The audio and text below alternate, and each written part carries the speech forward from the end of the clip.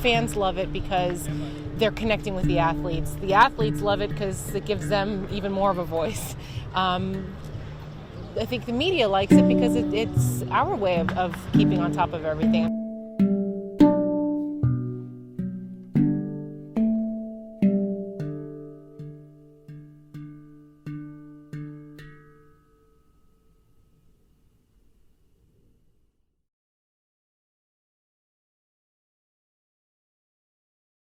I'm John Shrader, Assistant Professor of Journalism at California State University, Long Beach. I spent about 30 years covering sports as a radio and television sportscaster in San Francisco. My name is Josh Sushan. I've spent almost 2 decades covering baseball across many different platforms. As a newspaper reporter, as a play-by-play announcer, and most recently doing pregame and postgame for the Los Angeles Dodgers radio network.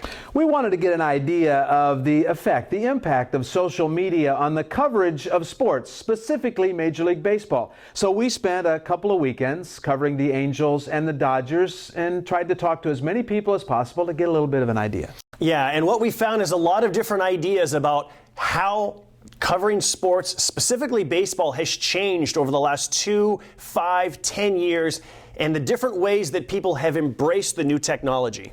We do know for certain that we're in the midst of a revolution, no doubt about that. We don't know where it's going to end up, but it's kind of fun to watch exactly how we learn on the fly about new social media.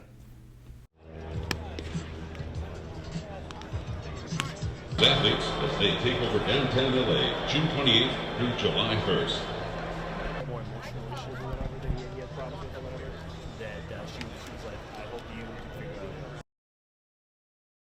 Well, I think that at least when I started, because we were the Los Angeles Times, we probably didn't, take the whole internet thing. Maybe we didn't attack it maybe with the same urgency that other media entities did. At least when we started, I know the Riverside Press Enterprise, their beat guy was blogging all the time. The LA Daily News, their beat guy was blogging all the time. And I believe that, the papers that covered the team, we were probably the last ones that came in and did that. And I think that it was because we had a lot of confidence in the paper product. Well, in 2000, everything was pretty much a set routine every day. You'd show up at the park at a certain time, you would go to the clubhouse at a certain time, you would have 3 note ideas in mind and who you were going to talk to, hit them, bang, bang, bang. You could go upstairs, write up those 3 notes, figure out which one you knew beforehand, which one was going on the top. Well, that was the best part. That was the best part, was seeing how creative the newspapers would get, especially, the New York Post is legendary. But the headlines and the pictures, and it was holding that newspaper in your hand and flipping through the pages and reading the various articles on your team's win or loss. But yeah, it was something to look forward to.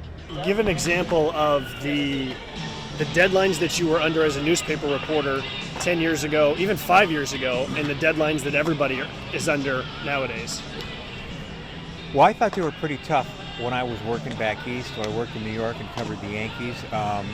We had 3 deadlines a day. I had to write an early, a running, and then a sub that had quotes in it. I used to be a health reporter at the Register. I covered sports for the Associated Press, but that was only from '98 to like 2003.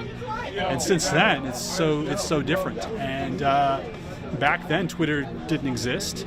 And the thought of writing little messages and updates during the game, it would have been inconceivable, and probably still is for a lot of the older AP writers out there and newspaper writers. They would have considered it a distraction.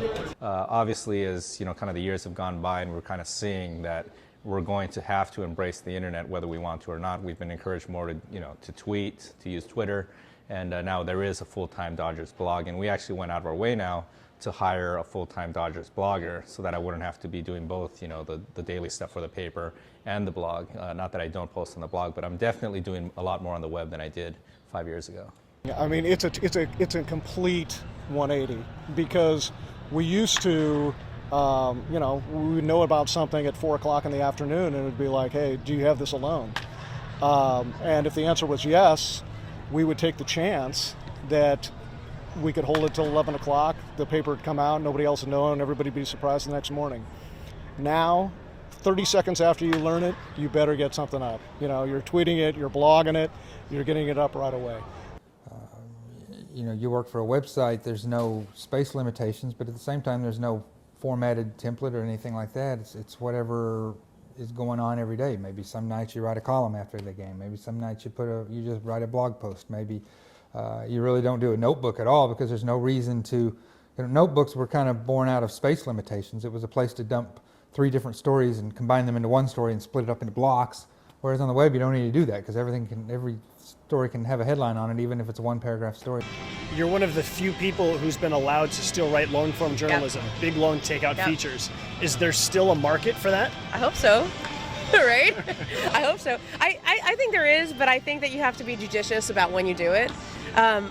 I try to pick my spots with that kind of stuff. I mean, it's easy. Like everybody has a really good story, and you could turn it into a 2,000 or 3,000 word feature. But what is the audience going to sit through, right? And you have to make sure it's really worth it. Well, it's funny because most of what we do is for the online audience, I guess, because of the stories we put out.